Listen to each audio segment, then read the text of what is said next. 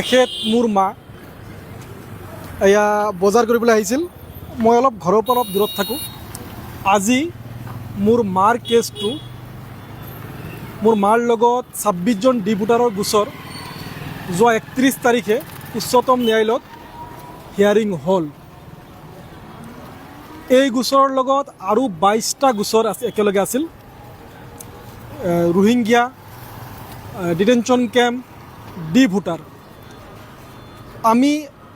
মোৰ মাৰ D voter থকাৰ বাবে এই গোচৰটো আমি কিন্তু এফটিৰ নোটিছ অনা নাছিলোঁ। এফটিৰ গোচৰ আনকি এফটিত আমি মানাই নাই। ডি ভোটাৰ কোনে লগাইছিল এই বুলি RTI কৰিলোঁ।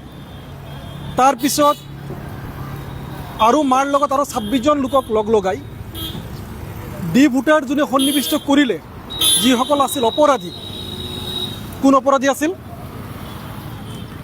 চাৰ্কল অফিচাৰ, LB অফিচাৰ, যিসকলে ডি ভোটাৰ লগাওঁতে মৌখিক নিৰ্দেশত লগাইছিল।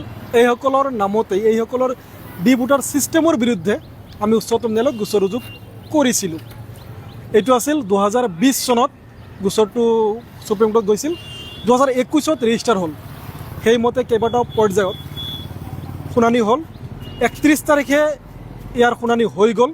আৰু এই শুনানিত আমাৰ যিটো কেছ, মোৰ মাৰ লগত যিটো কেছ, এই কেছটো আগত আছিল ৰিট পিটিশ্যন, লেখ আবেদন। এইটোক বৰ্তমান কৰিছে PIL, পাব্লিক ইণ্টাৰেষ্ট লিটিগেশ্যন।